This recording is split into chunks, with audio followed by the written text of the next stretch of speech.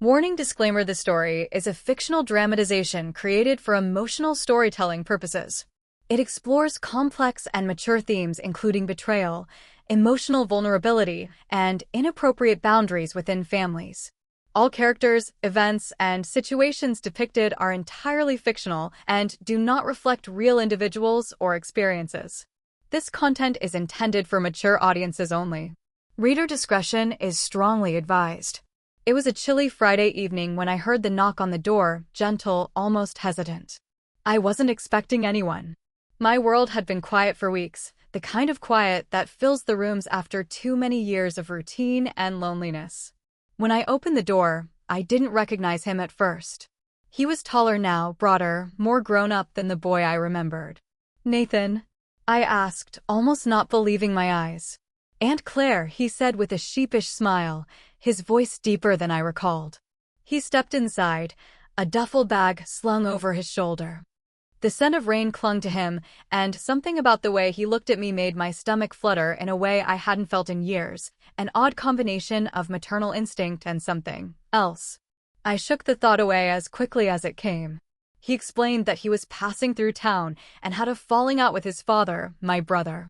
He needed a place to stay for a few days. I didn't even hesitate. Of course, he could stay. He was family.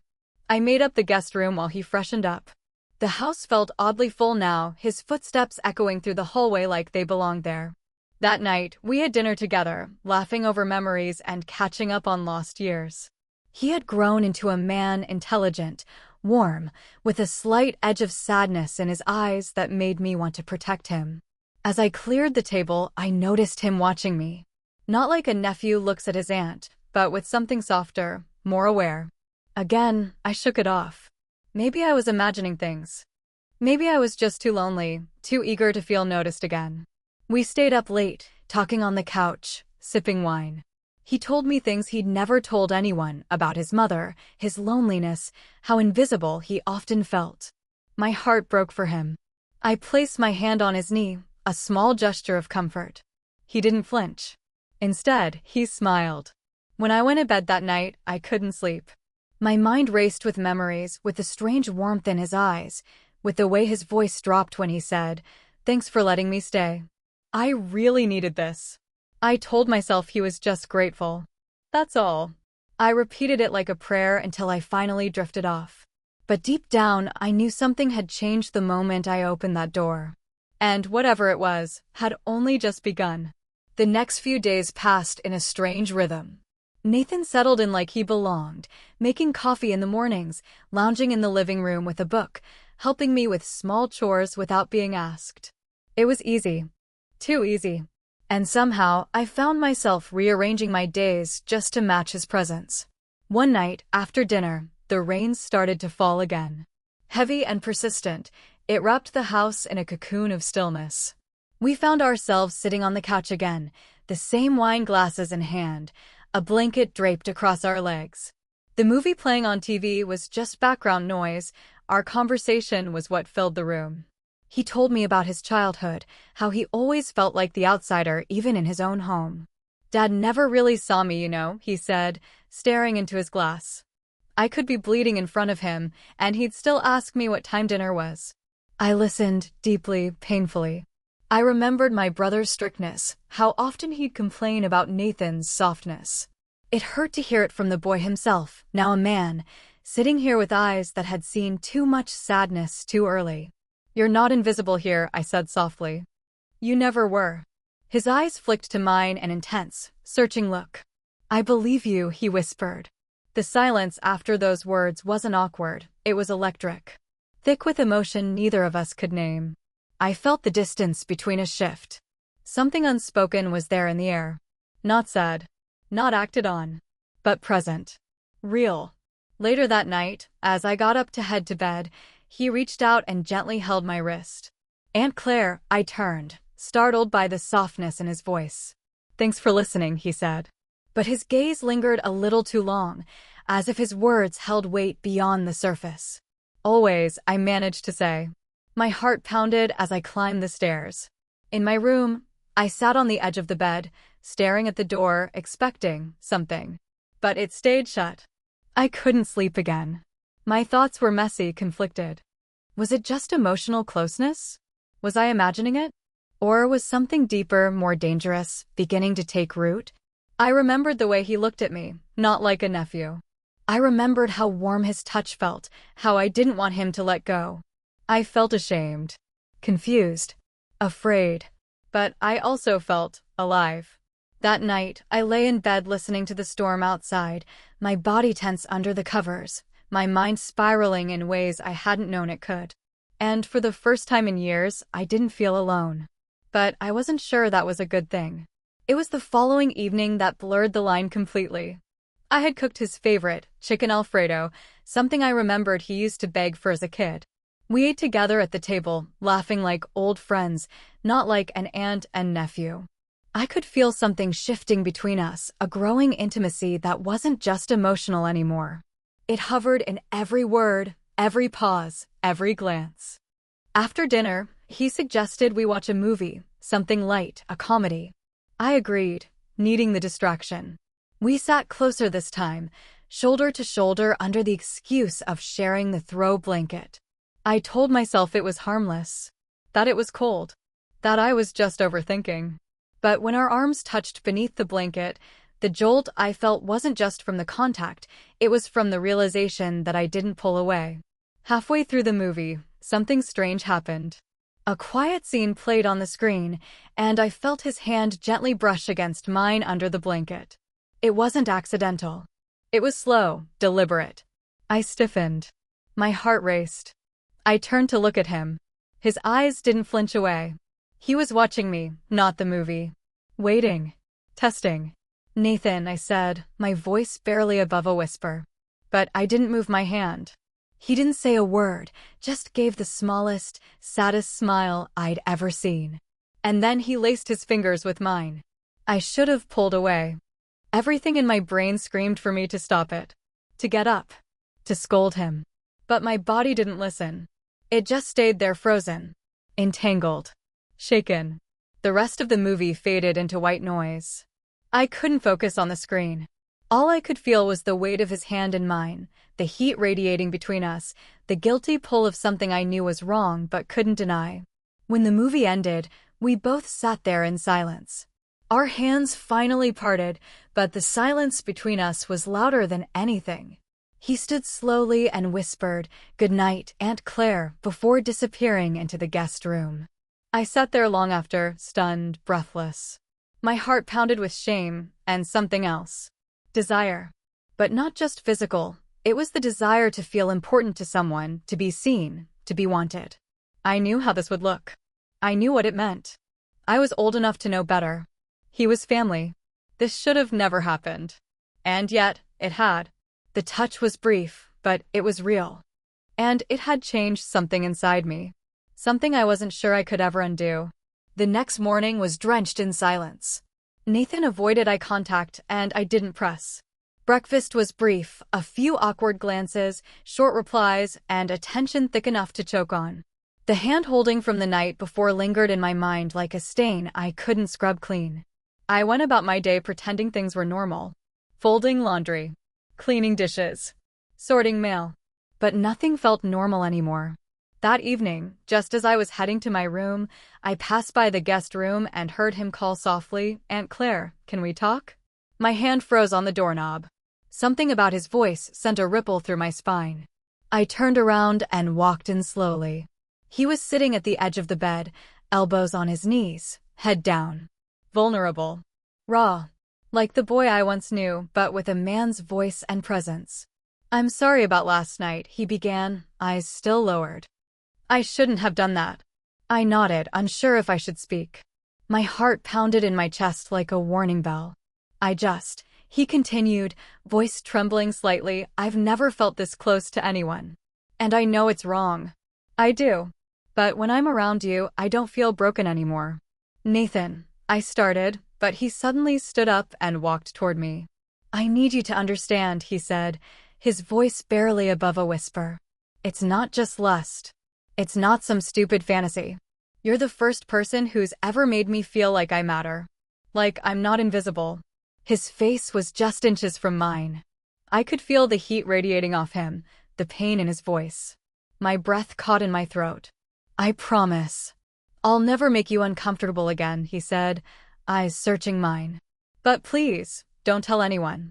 Not about the hand. Not about this. Please." There it was. The words I'll never forget. Don't tell anyone. They came out like a plea, like a command, like a secret binding us together forever. I wanted to scream, to cry, to slap him, to hold him. My mind was chaos, but my body stayed still. I said nothing. He leaned in closer, not touching, but close enough to feel every heartbeat between us, and whispered again, "Please." And then, without another word, he turned away and sat back down. I walked out of the room in silence. That night, I couldn't sleep. His words echoed in my head like a curse. "Don't tell anyone." I stared at the ceiling, my chest heavy, my throat dry. What had I become? Why didn't I stop it earlier? Why did part of me crave the very thing I was supposed to run from? I had no answers. Only one truth. Something had happened that couldn't be undone. And now, we both carried a secret too heavy to speak aloud. The days that followed moved like ghosts, quiet, invisible, and unnervingly cold. Nathan and I barely spoke, but when we did, it was polite. Distant. As if we were pretending to be people we no longer were. But every time our eyes met, I could feel the weight of the night he said, "Don't tell anyone." We carried that moment like a shared scar. Hidden. Shameful. But alive. I began to notice little things, how he avoided sitting too close to me, how he no longer lingered in conversation. But then, I also noticed how he'd look at me when he thought I wasn't watching, his gaze full of apology and longing. And I hated myself for noticing. I kept trying to convince myself that it wasn't a big deal. That maybe the hand-holding was just a misstep. A heat-of-the-moment blur. That I was just lonely. Craving attention. That I had read into it too deeply. But deep down, I knew I was lying to myself. One afternoon, as I was folding his laundry, I picked up one of his shirts and held it against me without thinking. His scent clung to the fabric, warm, masculine, familiar. I froze, disgusted with my own actions. I threw the shirt aside, breathing heavily, trying to shake the guilt that wrapped around my throat like a rope. What was happening to me? That night, we sat in the kitchen across from each other in awkward silence, eating pasta that tasted like cardboard. He looked up suddenly and said, "You hate me now, don't you?" I stopped chewing. My fork dropped. "No," I said, too quickly. "No, Nathan. I don't hate you." He nodded slowly, then looked down at his plate. "I hate me." There it was again, the pain, the regret, the brokenness that made me want to wrap my arms around him and tell him he was still good. Still human. Still worthy of love. But I couldn't. Because if I comforted him, I might cross another line. One we could never return from. We were walking a tightrope, too close to the edge, too full of secrets. The house no longer felt like home. It felt like a prison of silence. And every second spent alone together was like a countdown to another mistake. But still, I didn't ask him to leave. Why? Because despite everything, part of me needed him there. Not for the touch. Not for the forbidden thrill. But for the feeling of being seen. And that, more than anything, was the most dangerous truth of all. The storm rolled in just past midnight. I was in bed, staring at the ceiling again, wide awake like so many nights before. Thunder cracked through the silence, and rain began tapping at the windows in a steady rhythm. It was the kind of night that made the whole world feel heavy. I heard footsteps outside my door. Soft. Careful. Paused. Then a knock, barely audible. "Nathan," I called, my voice shaky, barely above a whisper. He didn't answer. The door opened slowly. He stood there, eyes heavy with sadness, and something more. Guilt. Longing. A silent question. "Can I come in?" he asked. I should have said no. But I didn't. I nodded. He walked in, closing the door behind him with a quiet click that felt like it sealed our fate. He didn't come closer right away. He just stood there in the shadows of my room, the lightning outside briefly illuminating his face. "I couldn't sleep," he said. "The thunder." I swallowed hard. "Yeah, me neither." Minutes passed like hours. Then, without a word, he stepped closer and sat on the edge of my bed, like he had done when he was younger, afraid of the dark. But we both knew this wasn't the same. "I miss how it felt when you looked at me," he said quietly. Like I mattered. Like someone finally saw me. I turned my head away. My chest was tight. "You still matter," I said, though the words felt fragile. Useless. He reached out and took my hand, just like that night on the couch. Only this time, I didn't freeze. I looked at him. Really looked. He was broken. Wounded. But so was I. And in that fragile, stormlit moment, we weren't aunt and nephew. We weren't even two separate people. We were just two lonely souls who had no one else to turn to. So when he leaned in, I didn't stop him. When his lips met mine, I didn't pull away. It was slow. Careful. Full of questions. Full of fear. And still, I let it happen. We crossed every line that night. Emotional. Physical. Familial. Moral. All of them. When it was over, we didn't speak. He lay beside me in the dark, his breathing shallow, his body warm against mine. I stared at the ceiling, my heart a wreckage of guilt and need and confusion. I had no excuses. No justifications. I was the adult. I should have known better. But the ache I'd buried for so long, the one that longed to be held, seen, desired, had consumed me. And now nothing would ever be the same. Not for him. Not for me. Not for us. When I opened my eyes, daylight had already spilled into the room, soft and golden, too gentle for the chaos it was shining upon. Nathan was gone. The space beside me was empty, the sheets still creased from where he had lain, but no warmth remained. Only a hollow imprint and the scent of something irreversible.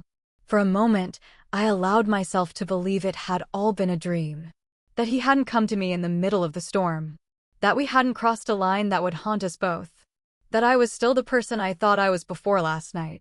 But denial was short-lived. Because on the nightstand, next to the empty glass of water, was a note. I needed to feel something real. "I'm sorry." And that was it. No explanation. No goodbye. Just a sentence that shattered everything all over again. I sat there for what felt like hours, the silence around me now louder than ever. The birds chirped outside like nothing had happened, the same way the world always moves on after your own has fallen apart. When I finally made my way downstairs, the house felt colder, emptier. His bag was gone. The guest room was spotless. No sign that he'd ever even been there, except for the memories scorched into every wall. I stood in the kitchen, my hands gripping the edge of the sink as I stared blankly out the window. The storm had passed. The skies were blue. But inside me, a hurricane still raged. I couldn't decide what hurt more, that he left without saying goodbye, or that a part of me wanted him to stay. I tried to move through my day like nothing had changed. I cleaned. I folded towels. I made coffee I couldn't drink. But every sound, every shadow, every quiet creak of the floor reminded me of him. And the worst part? I missed him. Not the moment. Not the sin. Him. The way he listened when I spoke. The way he made the house feel alive again. The way he made me feel like I was someone worth noticing. But I also hated him for tempting me. For breaking something inside me that I'd spent years holding together with silence and self-control. Most of all, I hated myself. Because I let it happen. And now, I had to live with it. There was no undoing it. No explaining it away. No one I could tell. Because how do you confess something so unspeakable? How do you heal from something you never had the right to feel in the first place? It's been 3 months. Nathan never called. Never texted. Never came back. And I never told anyone. Life, in its cruel way, went on. I returned to work. I smiled at neighbors. I made dinner for one. I answered phone calls from my brother, Nathan's father, pretending everything was fine. But nothing was fine. Every mirror in my house felt like an accusation. Every silence felt like punishment. And every night felt longer than the last. I replay that night constantly in my head, not for the pleasure of it, but for the pain. The guilt gnaws at me like rust on steel, slowly eating through every part of who I thought I was. People still see me as the dependable one. The good sister. The quiet, nurturing aunt. No one knows the truth. No one sees the rot underneath my skin.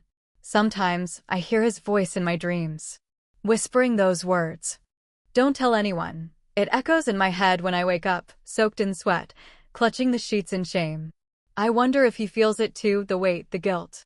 Or if he's just moved on, carrying the memory like a secret weapon or a wound he won't admit.